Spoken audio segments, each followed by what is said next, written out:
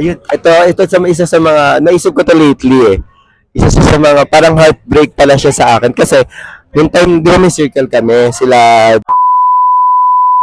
aligagana si Bading kasi, fourth year ko, ayan yung panahon na, exec na kami sa student council. I said what I said. I-PM ko pa.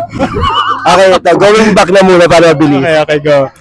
Tapos parang kasi nga sobrang dami ko ng ano, so andyan na yung si Overhaul, tapos si SSC, medyo hindi ko na nakakapag-focus sa studies, sa ACADS, tapos parang may mga group projects, tapos hindi ako nakakapagbigay ng efforts.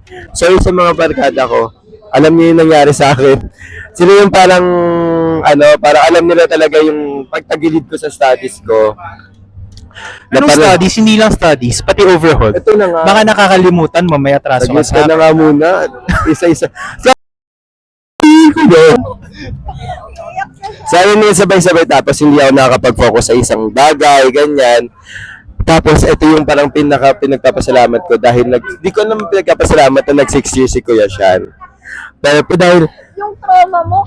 trauma ko, nagtinggi ba siya? ito na nga kasi nag-trauma ko siya kasi kung hindi ka, realize ko lang kung nung kailan lang na after natin nagka-call, yung nag-video ko, ay nag-live tayo ng 4. Sabi ko, kung hindi pala nag 6 years si Kuya Sean, wala pala akong ka-group sa thesis. Oo nga, your thesis mates were the people who failed from the higher years. Oo, kayong dalawa. So parang sa realize ko lang siya na parang, oh my God, isa pala siya sa worst experience ko kasi babagsak pala ako mag-isa kung walang Kuya siya na nag-repeat. So yun yung parang pinaka-grateful ko na nangyari na parang yung may ano mo na lang, yung failure mo is a blessing to other. Hello? Ginaslight ako. Ginaslight na ba?